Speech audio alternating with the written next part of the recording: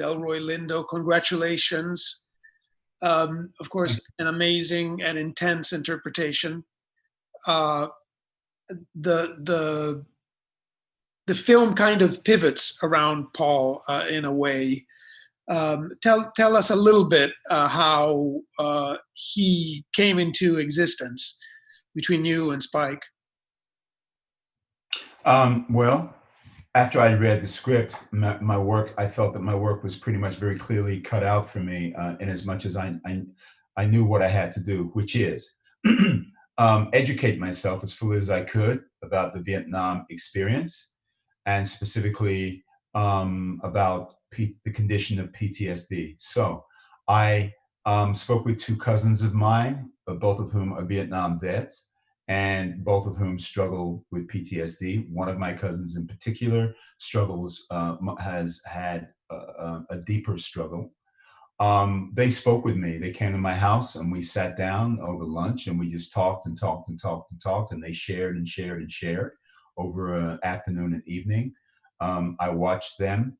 I observed them, their body language, how it changed when they were speaking about different aspects of their experiences. I made notes, I recorded them, and then one of my cousins gave me a huge cache of photographs.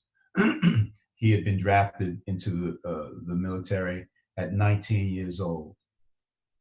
Inside of the first 3 or 4 days of arriving in Vietnam, he was in country. He was in the jungle fighting, 19 years old. So they were the first two people that I exposed myself to. Then I was introduced to additional military people, all of 6 or 7, excuse me, military, a general, a retired general, who then introduced me to 5 other people, Vietnam vets. I spoke with all of them and made notes. Lastly, I spoke with a retired major, a lady, an African-American lady who had retired from the military. She was an Iraq vet, and she spoke with me very specifically about, excuse me, about her experiences in the military, but very specifically about her struggles with PTSD. And then a book called Bloods, which contains verbatim accounts, African-American soldiers in Vietnam. I reread that. I had read it in the 70s. I reread it.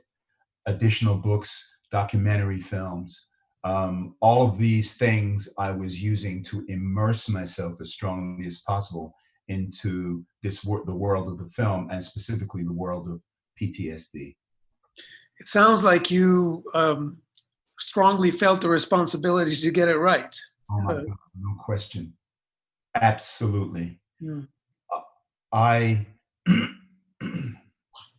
The worst thing I could have done, in my opinion, the worst thing I could have done, and I don't know, I mean, I'm waiting for vets to see the film, but the worst thing I could do is to be a part of this film and have a vet come up to me and say, man, it wasn't like that, or what were you doing, or to strike some notes that just ring hollow or false.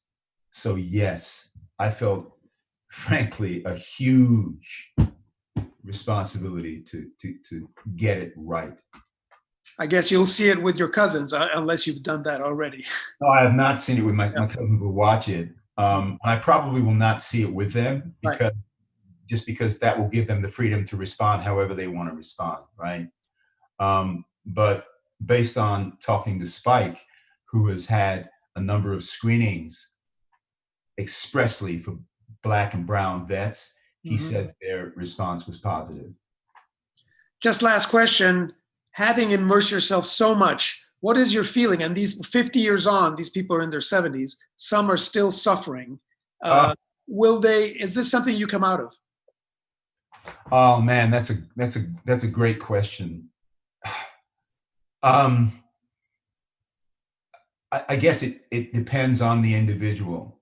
Some will not come out. Some will gain for themselves some distance, some perspective on the condition. But it really depends on A, the individual's constitution, B, the extent to which that individual can get help and see the environment in which those individuals are living their lives. And I'm not saying that they are the only three components. They are three components that occur to me. Thank you very much for your time, Delroy, and congratulations. Thank you very, very much. I really appreciate it. Thank you.